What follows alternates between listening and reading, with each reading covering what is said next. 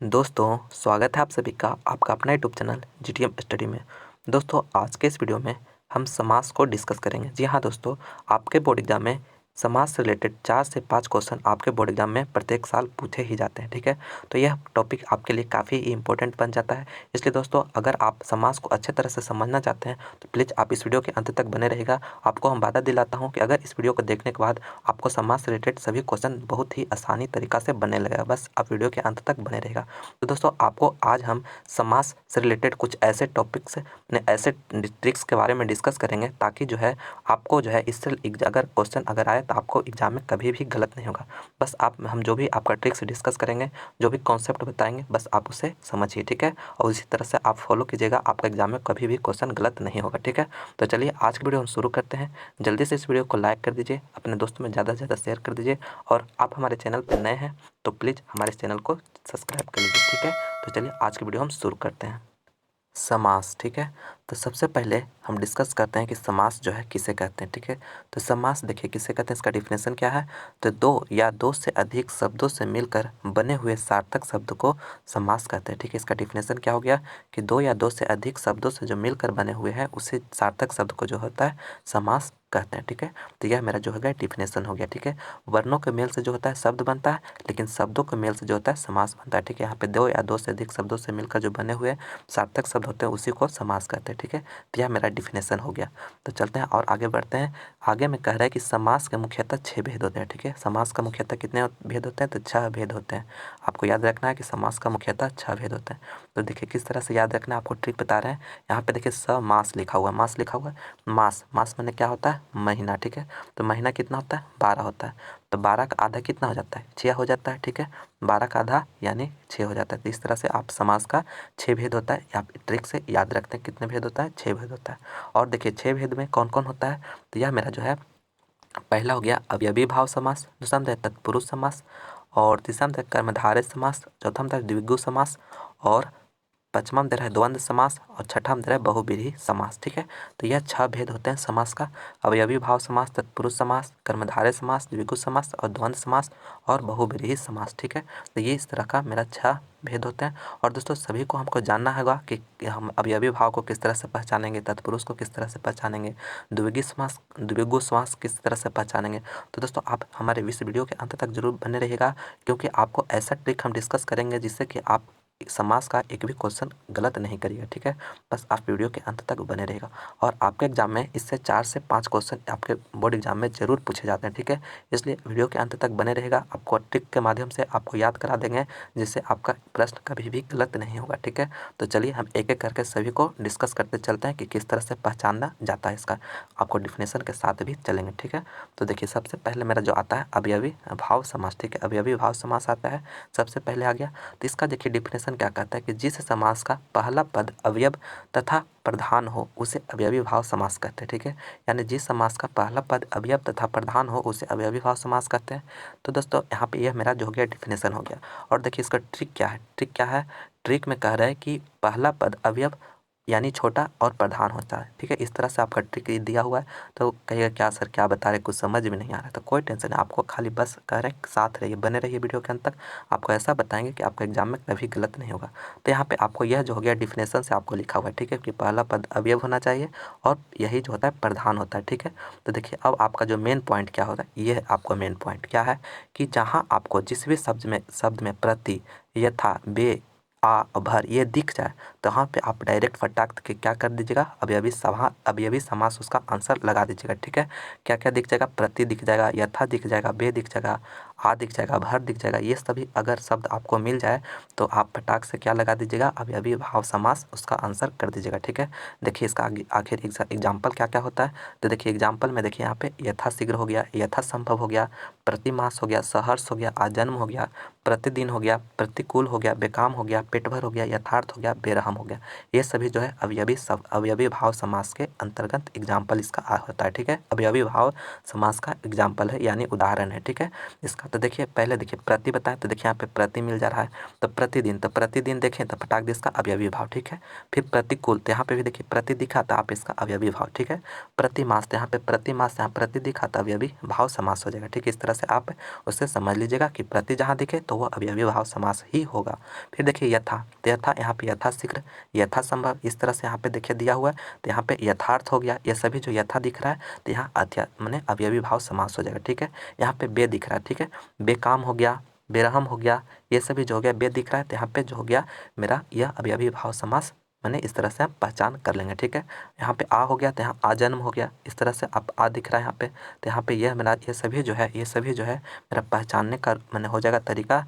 यहाँ पे ये सभी अगर दिख जाए तो यह मेरा फटाक दिया मैंने हम समझ जाएंगे। यहाँ पे देखिए भर, पेट भर, तो भर दिख रहा है, तो यहाँ पे मेरा जो हो जाएगा इसका जो हो जाएगा इस सभी का जो हो गया अवयवी भाव हो जाएगा, पहचान कर लेंगे। तो यह आपका जो है मेन ट्रिक है, ठीक है, यह मेन ट्रिक है। लेकिन यह डिफिनेशन से होता है पहला पद अवयव होना चाहिए और यह प्रधान होना चाहिए, ठीक है। लेकिन यह प्रति, यथा, बे या भर, इसको आप कभी मत भूलिएगा, क्योंकि यही आपका अवयवी भाव समास का सही पहचान कराएगा, ठीक है। तो आप इसे याद रखिएगा। चलते हैं नेक्स्ट, दूसरा मेरा भेद कौन है, तो यह तत्पुरुष समास है। तत्पुरुष समास है, तो तत्पुरुष समास देखिए किस तरह से इसका डिफिनेशन क्या है। तो जिस समास में दूसरा पद प्रधान होता है तथा दोनों पदों का बीच का कारक चिन्ह लुप्त हो जाता है उसे तत्पुरुष समास कहते हैं, ठीक है।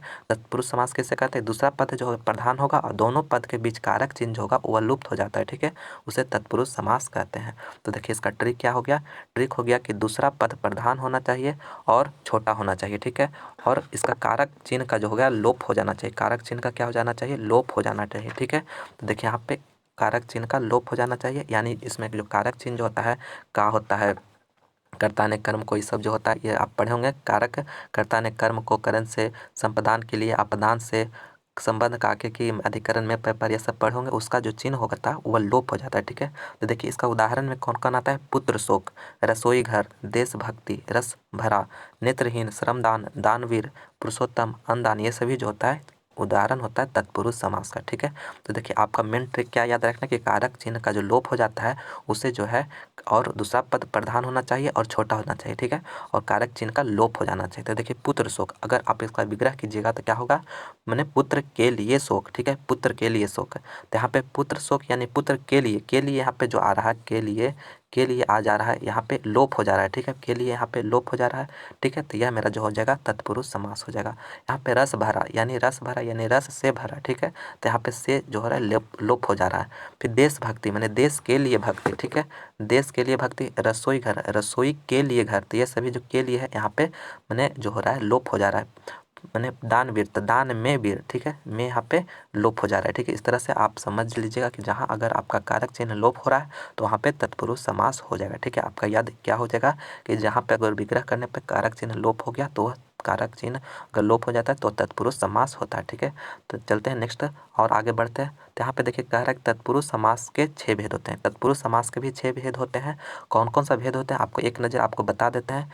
यह जो है इस तरह से भी पूछ सकता है आपके एग्जाम में कि कर्म तत्पुरुष, करण तत्पुरुष, संपदान तत्पुरुष, अपदान तत्पुरुष और संबंध तत्पुरुष और अधिकरण तत्पुरुष, ठीक है। तो यहाँ पे सबसे पहले कर्म तत्पुरुष, तो कर्म तत्पुरुष हो गया, कहने का मतलब को का लोप होगा, ठीक है, को का लोप होगा तो वह जो होगा कर्म तत्पुरुष हो जाएगा, ठीक है। आपको याद रखना है को का लोप हो जाएगा तो कर्म तत्पुरुष हो जाएगा।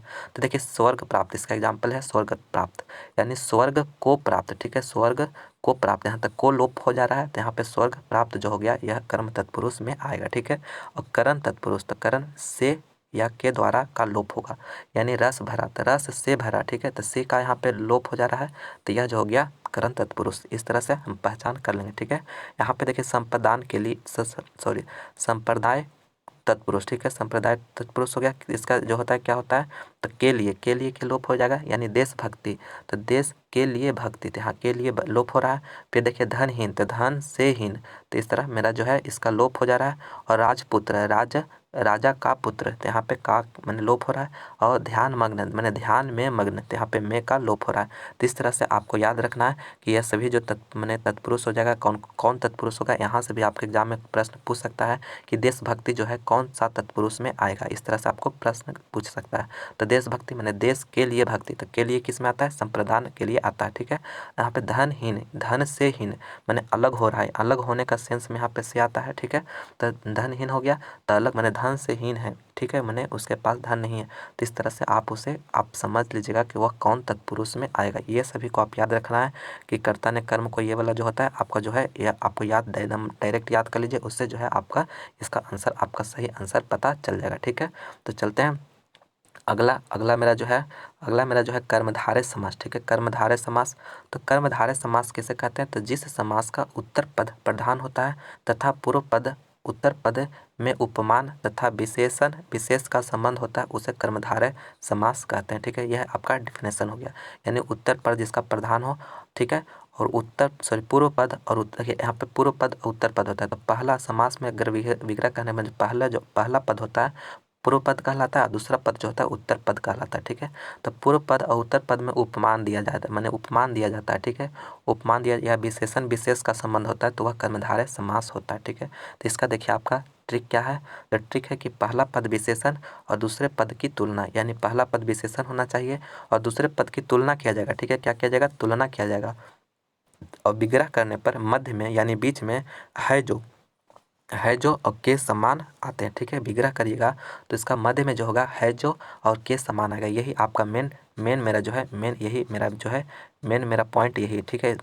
मेरा जो है मेन पॉइंट है कि है जो या के समान अगर आ जाए तो यही मेरा जो है मेन पॉइंट है। इस पॉइंट को आप याद रखिएगा, है जो और के समान को, ठीक है। देखिए किस तरह से पहला पद विशेषण और दूसरे पद की तुलना किया जाएगा, तो आपका यह ट्रिपल स्टार लगा दिए हैं। इसी पॉइंट को आपको याद रखना कि है जो और के समान आते ही आप समझ जाइएगा कि वह कर्मधारय हो जाएगा। तो देखिए आपको किस तरह से है कि मेरा महापुरुष, ठीक है, उदाहरण में जो दिया है महापुरुष, तो महापुरुष हो गया यानी महान है जो पुरुष, ठीक है, महान है जो पुरुष। इस तरह से आप विग्रह करिएगा तो क्या आ जाएगा, महान है जो पुरुष। तो यहाँ पे है जो आ रहा है, तो इसलिए मेरा जो क्या हो जाएगा, क्या हो जाएगा, कर्मधारय। तो दूसरा जो हो गया, क्या हो गया कि लाल मणि, मैंने लाल है जो मणि, ठीक है, लाल है जो मणि। इस तरह से मेरा आ जाए है जो आ रहा है, तो यहाँ पे हो गया यह कर्मधारय हो जाएगा, ठीक है। और दूसरा में नील कमल, मैंने नील है जो कमल, नील है जो कमल, ठीक है, यानी नीला है जो कमल। तो इस तरह से विग्रह करने पर है जो आ रहा है, क्या हो जा रहा है, क्या आ रहा है जो। इस तरह से मैंने किसी से तुलना किया जा रहा है, तो इससे हम पता कर लेंगे कि यह जो हो जाएगा कर्मधारय समास हो जाएगा, ठीक है। और देखिए आगे और एग्जाम्पल क्या है कि मृग नयनी, यानी मृग के समान नयन, ठीक है, के समान भी आने लगा।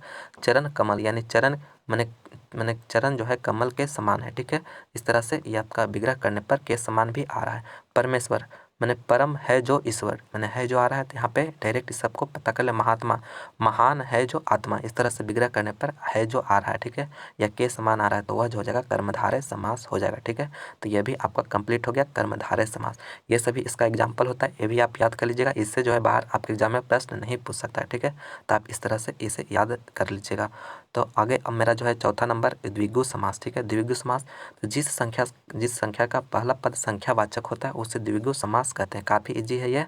तो संख्या यानी संख्या वाला शब्द जैसे ही आपको दिख जाए तो वह क्या हो जाएगा, द्विगु समास हो गया। ट्रिक क्या हो गया कि संख्या वाला शब्द जैसे दिखे तो वह द्विगु समास में आ जाता है, ठीक है। द्विगु, यहाँ पे द्विगु मैंने गु मैंने गुना, ठीक है। गुना किसका किया जाता है, संख्याओं का किया जाता है। तो इस तरह से आप ट्रिक लगा सकते हैं। द्विगु मैंने गुना किसका, संख्याओं को गुना किया जाता है। तो संख्या वाला शब्द जैसे दिख जाए इसका जो होगा द्विगु समास होता है। इसका एग्जाम्पल क्या क्या हो जाता है कि पंचवटी, पंच मैंने 5, ठीक है, 5 हो गया। तो इस तरह से मेरा जो हो गया संख्या दिख गया। दो, यहाँ पे 2 संख्या हो गया। 6 माही 6 हो गया, मैंने 6। तिमाही 3 हो गया। तिरंगा 3 हो गया, यानी चौराहा 4 हो गया। इस तरह से मेरा जो संख्या सभी में दिख रहा है, तो यहाँ पे पटाक दिया क्या हो जाएगा, द्विगु समास यहाँ पे उसका आंसर हो जाएगा, ठीक है। यानी आपका सब संख्या वाला शब्द आपको दिखे तो वह जो हो जाता है द्विगु समास हो जाता है, ठीक है। आपका ट्रिक्स क्या बताएं कि संख्या वाले शब्दों का प्रयोग अगर होता है तो वह द्विगु समास होता है। तो चलते हैं नेक्स्ट क्वेश्चन, नेक्स्ट मेरा जो है नेक्स्ट मेरा पार्ट जो है वह क्या है, द्वंद्व समास, ठीक है। द्वंद्व समास, पांचवा जो है द्वंद्व समास। तो जिस समास के दोनों पद प्रधान होते हैं, इसमें दोनों पद प्रधान होते हैं, ठीक है, तथा विग्रह करने पर और अथवा या एवं लगे हुए, ठीक है। विग्रह करिएगा तो और हो या अथवा हो या हो या एवं लगता है, ठीक है। इसको विग्रह करने पर ये 4 जो है लगता है। और यहाँ पे इसका ट्रिक देखिए, मेन चीज़ मेरा ट्रिक है, तो दोनों शब्द एक दूसरे के उल्टे होते हैं, उल्टे होते, यह मेरा डेफिनेशन हो गया था। और ट्रिक क्या है कि दोनों शब्द एक दूसरे के उल्टा रहेगा। जो द्वंद्व समास होता है वह दोनों शब्द एक दूसरे के उल्टा होते हैं, यह मेरा ट्रिक हो गया। और हमेशा जोड़ा में रहता है, शब्द जो होता है हमेशा जोड़ा में रहता है, ठीक है। तो यह मेरा पहचानने का ट्रिक हो गया कि अगर द्वंद्व समास कौन है, इसका पहचानने का जो हो जाएगा यह ट्रिक हो गया कि हमेशा एक दूसरे के उल्टे होते हैं और हमेशा जोड़ा होता है। तो इसका एग्जाम्पल यानी उदाहरण कौन कौन है, तो देखिए उदाहरण जो है पाप पुण्य, पाप पुण्य यानी पाप पुण्य देखिए एक दूसरे का उल्टा हो रहा है, ठीक है, और जोड़ा में भी है। और दाल रोटी, ठीक है, तो दाल रोटी देखिए यहाँ पे जोड़ा आ रहा है, ठीक है। माता पिता देखिए माता पिता, यह भी दोनों उल्टा हो रहा है। और भाई बहन तो एक दूसरे का उल्टा हो रहा है और जोड़ा में है, ठीक है। तो इसे हम पता कर लेंगे कि यह जो हो जाएगा मेरा द्वंद्व समास हो जाएगा, ठीक है। क्या हो जाएगा, द्वंद्व समास, जोड़ा में होना चाहिए और एक दूसरे के उल्टा होना चाहिए, तो वो द्वंद्व समास होता है। तो हम शानदार तरीका से आप मैंने समझ जाइएगा कि इसका कौन कौन समास होगा, ठीक है। तो इस तरह से आप याद रखिएगा, बस आप ट्रिक याद रखिएगा और जो पॉइंट बता रहे हैं वो याद रखिएगा। आपको पहचानने में, समास पहचानने में कभी भी प्रॉब्लम नहीं होगा, बस आप इस पॉइंट को याद रखिएगा, ठीक है। एक दूसरे को उल्टा होना चाहिए और हमेशा जोड़ा होना चाहिए, तो वह द्वंद्व समास होता है। इस तरह से हम पता कर लिए कि कौन द्वंद्व समास किसे कहते हैं और मैंने किस तरह से पहचाना है। और मेरा लास्ट बच गया है छठा नंबर बहुब्रीहि समास, ठीक है। तो दोस्तों बहुब्रीहि समास करने से पहले दोस्तों आपसे एक छोटी सी रिक्वेस्ट है कि प्लीज़ इस वीडियो को लाइक जरूर करिए और ज़्यादा से ज़्यादा अपने दोस्तों में फैला दीजिए, ताकि उन्हें भी समास का क्वेश्चन आपके एग्जाम में अगर उन्हें पूछा जाए तो गलत नहीं हो।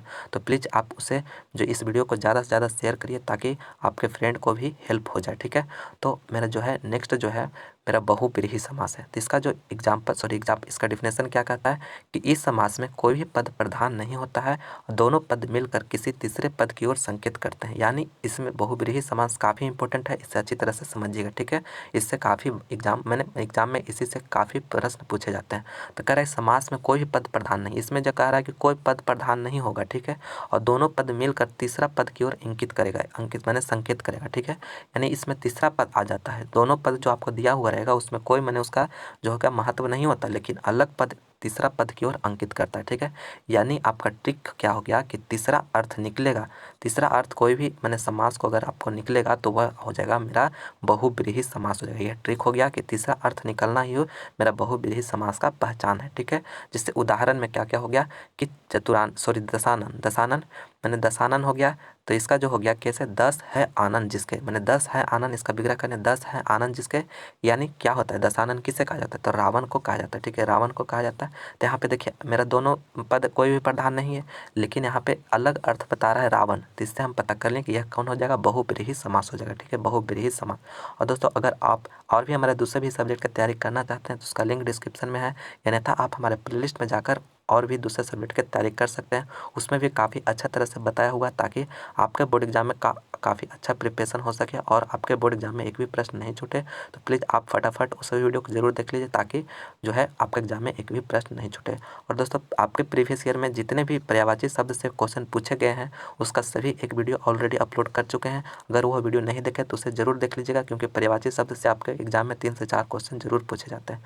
तो उसमें आपके बोर्ड एग्जाम में जितने भी पर्यायवाची शब्द से मैंने रिलेटेड क्वेश्चन पूछे गए उसे सभी कराया गया, तो उसे आप जरूर देख लीजिएगा, ठीक है। तो यहाँ पे आपको बता रहे थे कि 10 आनंद, तो 10 आनंद मैंने 10 आनंद है जिसके, तो रावण हो गया। बिना पानी, तो बिना पानी क्या हो गया, बिना है पानी में जिसके, यानी बिना हो गया, बिना हो गया। और पानी मैंने हाथ होता है, ठीक है, पानी मैंने हाथ होता है, मैंने हाथ में जिसका बिना हो, या अर्थात क्या होता है सरस्वती, ठीक है, सरस्वती। तो इस तरह से चंद्रशेखर मैंने चंद्र है शेखर पर जिसके, ठीक है, यानी महादेव यानी शिव, ठीक है, शंकर जी मैंने चंद्र है उनके सर पे जो है चंद्र है, अलग अर्थ निकल रहा है, अलग अर्थ निकल के आ रहा है, तो यह क्या हो जाएगा, बहुब्रीहि समास हो जाएगा, ठीक है। तो उम्मीद करते हैं कि जो सभी को हम बताएं उसे आप अच्छी तरह से समझ गए होंगे, ठीक है। आपको एक बार देखिए फिर से रिकॉल हम करा देते हैं यहाँ पे कि इसका पहचानने का क्या क्या रूल है, ठीक है। तो यहाँ पे देखिए सबसे पहले अवयवी भाव बताएं, तो अवयवी भाव में क्या बताते हैं, जहाँ पे प्रति दिख जाए, यथा दिख जाए, बे दिख जाए, भर दिख जाए, ये सभी अगर दिख जाए तो यह मेरा हो जाता है अवयवी भाव समास हो जाता है, ठीक है। तो हम पता कर लें कि अवयवी भाव जिसमें प्रति, यथा, बे, भर ये सभी दिख जाए तो यह मेरा जो है अवयवी भाव समास। और तत्पुरुष समास किसे मैंने, जिसमें कारक चिन्ह यानी विभक्ति चिन्ह का जहाँ पे लोप हो जाए तो वह जो हो जाएगा कर्मधारय समास हो जाएगा, ठीक है। विभक्ति चिन्ह का जहाँ लोप हो जाए तो यहाँ पे हो जाएगा मैंने विभक्ति चिन्ह का लोप, ठीक है, यानी कारक चिन्ह का लोप हो जाएगा, कारक चिन्ह का लोप हो जाएगा तो वहाँ तत्पुरुष समास। और कर्मधारय मैंने है जो या के समान आए, है जो या के समान आए तो वह कर्मधारय समास।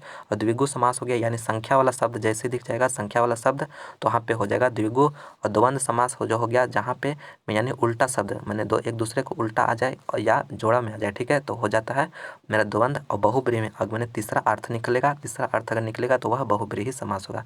इस तरह से आपको ये बात खाली याद रखिएगा, आपको पहचानने में कोई भी दिक्कत नहीं होगा, ठीक है, कोई भी दिक्कत नहीं होगा। तो यहाँ पे आप इस तरह से समझ सकते हैं कि इसका मैंने कौन समास है, कौन उसका सही आंसर आप कर सकते हैं। बस इस सभी का पॉइंट को आप याद रखिएगा ताकि आपके एग्जाम में मैंने इससे रिलेटेड एक भी प्रश्न गलत नहीं हो। तो दोस्तों अगर आपको यह वीडियो पसंद आया होगा तो प्लीज़ इसे लाइक करें, ज़्यादा से ज़्यादा अपने दोस्तों में शेयर करें, और अभी तक हमारे चैनल को सब्सक्राइब नहीं किया तो प्लीज़ चैनल को सब्सक्राइब जरूर कर लीजिएगा। तो दोस्तों यह मेरा जो हो गया पहचानने का तरीका हो गया। अगर इस तरह से आप याद रखते हैं तो आपका जो है कॉन्सेप्ट क्लियर रहेगा और उसे सही आंसर करिएगा, ठीक है। तो दोस्तों आपको इससे रिलेटेड कुछ इंपॉर्टेंट क्वेश्चन भी आपको करा देते हैं प्रैक्टिस, ताकि जो है आप उसे जो है और अच्छे तरह से समझ सके। बस आप वीडियो के अंत तक बने रहिएगा, आप जो है इंपॉर्टेंट क्वेश्चन का हम प्रैक्टिस कुछ कर लेते हैं, ठीक है। तो प्लीज़ इस वीडियो को अगर अभी तक लाइक नहीं किया तो प्लीज़ लाइक करिएगा, ज़्यादा से ज़्यादा अपने दोस्तों में शेयर करिएगा, और अभी तक हमारे इस चैनल को सब्सक्राइब नहीं किया तो प्लीज़ चैनल को सब्सक्राइब भी जरूर कर लीजिएगा, ठीक है। तो चलिए और भी क्वेश्चन जो इंपॉर्टेंट क्वेश्चन उसे हम प्रैक्टिस कर लेते हैं ताकि जो है और अच्छा तरह से क्लियर हो जाए, ठीक है। तो मेरा जो देखिए मेरा पहला क्वेश्चन में क्या कह रहा है कि प्रतिदिन कौन समास है, ठीक है, प्रतिदिन कौन समास है। तो आपको जो है एग्जाम्पल ऑप्शन दिया हुआ है, 4 ऑप्शन दिया हुआ है। तो देखिए प्रतिदिन आपको क्या बताया था कि जहाँ अगर प्रति दिख जाए, ठीक है, प्रति दिख जाए तो वह कौन सा समास हो जाता है, अवयवी भाव समास हो जाता है, ठीक है। तो मेरा बी ऑप्शन यहाँ पे करेक्ट हो जाएगा, अवयवी भाव। फटाफट आप करते जाइए, और प्रैक्टिस मेरा जो है इंपॉर्टेंट क्वेश्चन का आप जरूर कर लीजिए, क्योंकि आप कितना भी पढ़ लेते हैं लेकिन प्रैक्टिस करते हैं तो थोड़ा सा और भी अच्छा तरह से आप सीख जाते हैं, ठीक है।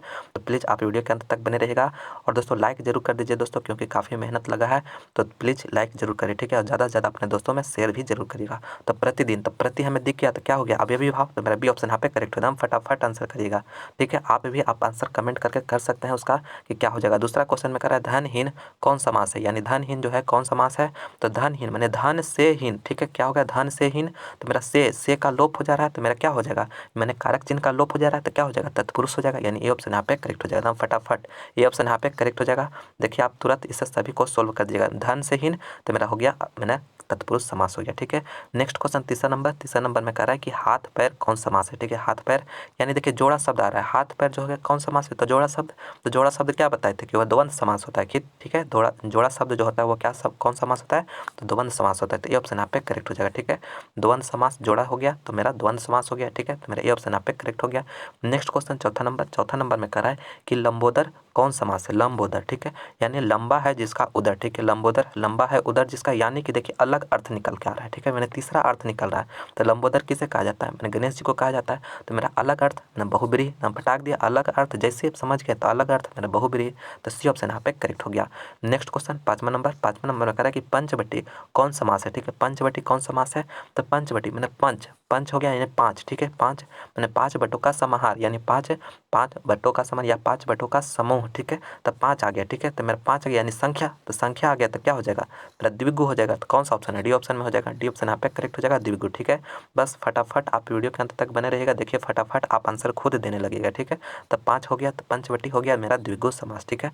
नेक्स्ट क्वेश्चन छठा नंबर कि राजकुमार कौन समास है, राजकुमार यानी राजा का कुमार, ठीक है, राजा का कुमार यानी मैंने संबंध हो गया, मैंने संबंध तत्पुरुष हो गया, यानी तत्पुरुष समास तो ये है, लेकिन संबंध तत्पुरुष अगर मैंने पूछे कौन सा तत्पुरुष में होगा तो संबंध तत्पुरुष में राजा का तत्पुरुष राजा का कुमार हो जाएगा, ठीक है। तो मेरा ए ऑप्शन यहाँ पे करेक्ट हो जाएगा, ठीक है।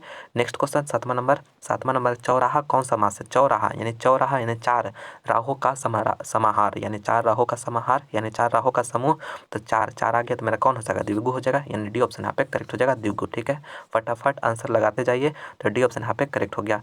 नेक्स्ट क्वेश्चन 8वां नंबर कि श्रमदान कौन समास है, श्रमदान तो श्रम का दान, ठीक है, श्रम का दान तत्पुरुष समास, ठीक है, तत्पुरुष का लोप हो रहा है, का लोप हो रहा है, श्रम का दान, ठीक है। तो तत्पुरुष यानी का लोप है, विभक्ति चिन्ह का लोप, तो मेरा तत्पुरुष आंसर हो गया। नेक्स्ट क्वेश्चन 9 नंबर में कह रहा है कि बिना पानी कौन समास है, बिना पानी यानी बिना है जिसके पानी में, ठीक है, यानी हाथ में जिसका बिना हो तो उसे क्या कहते हैं, अलग अर्थ सरस्वती, ठीक है। बिना पानी किसे, सरस्वती जी को कहा जाता है। बचपन में मैंने हम लोग कैसे मैंने लगाते थे बिना पानी की, तो जय इस तरह से मैंने लगाते थे, नारा लगाते थे सरस्वती माता जब पूजा होता है, सरस्वती पूजा। तो यहाँ पे बिना पानी, तो बिना पानी क्या हो गया, सरस्वती, अलग अर्थ निकल के आया तो मेरा है बहुब्रीहि समास, तो सी ऑप्शन यहाँ पे करेक्ट हो गया। नेक्स्ट क्वेश्चन 10वां नंबर यथासंभव कौन समास है। यथा आपको बताया कि यथा हो, प्रति हो, ये सभी दिख जाए तो फटाफट हम क्या आंसर उसका कर देंगे। यथा हो गया तो कहाँ मेरा हो जाएगा अवयवी भाव, अवयवी भाव मेरा बी ऑप्शन यहाँ पे करेक्ट हो गया, अवयवी भाव। ठीक है, तो मेरा अवयवी भाव यथासंभव जो होगा, यथा दिख गया, प्रति दिख गया, यह सभी जो है बे दिख गया, तो यह हो जाता है अवयवी भाव समास में हो जाता है, तो बी ऑप्शन यहाँ पे करेक्ट हो गया। नेक्स्ट क्वेश्चन 11 नंबर में करें आजन्म कौन समास है। तो आपको बताया था आ हो गया, यथा हो गया, प्रति हो गया, ये सभी दिख जाए तो कौन सा हो जाता है अवयवी भाव होता है, तो बी ऑप्शन यहाँ पे अवयवी भाव बिल्कुल करेक्ट हो गया। ठीक है, नेक्स्ट क्वेश्चन 12 नंबर में कहें दशानन कौन समास है। दशानन कौन समास है, तो दशानन 10 आनन है जिसके, यानी रावण, अलग अर्थ निकल रहा है, तीसरा अर्थ निकल रहा है, तो मेरा क्या हो जाएगा बहुब्रीहि, तो सी ऑप्शन यहाँ पे करेक्ट हो जाएगा। ठीक है, अलग अर्थ जैसे समझ गया कि बहुब्रीहि, तो सी ऑप्शन यहाँ पे मारिए और आगे क्वेश्चन बढ़िए। ठीक है, तो नेक्स्ट क्वेश्चन तीसरा नंबर कह रहा है, सॉरी 13 नंबर में क्या ध्यान मग्न कौन समास है। ध्यान मग्न यानी ध्यान मग्न, ध्यान में मग्न। ठीक है, ध्यान में मग्न, में मेरा विभक्ति चिन्ह में का लोप हो रहा है, यानी तत्पुरुष समास हो गया। ठीक है, तो मेरा ये ऑप्शन यहाँ पे करेक्ट हो जाएगा। नेक्स्ट क्वेश्चन 14 नंबर कह रहा है कि दिनानुदीन कौन समास है। देखिए ये इंपॉर्टेंट क्वेश्चन है, कह रहा है दिनानुदीन जो है कौन समास है। तो यहाँ पे आपको बता दूं कि अगर आपका एक ही शब्द अगर दो बार आए, तो यह भी अवयवी भाव समास होता है। ठीक है, क्या होता है अवयवी भाव, तो मेरा डी ऑप्शन यहाँ पे करेक्ट हो जाएगा। दिनानुदीन जो हो गया यह एक अवयवी भाव समास है। ठीक है, तो मेरा डी ऑप्शन यहाँ पे करेक्ट हो गया। एक ही शब्द दिन और दिन दो बार दिख रहा है, तो मेरा क्या हो जाएगा अवयवी भाव। एकदम फटाक दिया आंसर आप समझ जाइएगा, दो बार एक ही शब्द अगर दो बार दिखे तो अवयवी भाव समास हो जाता है, तो डी ऑप्शन यहाँ पे करेक्ट हो गया। नेक्स्ट क्वेश्चन करने से पहले प्लीज़ दोस्तों हमारे चैनल जीटीएम स्टडी को जरूर सब्सक्राइब कर दीजिए और जितना हो सके इस वीडियो को अपने दोस्तों में फैला दीजिए ताकि उन्हें भी मदद मिले।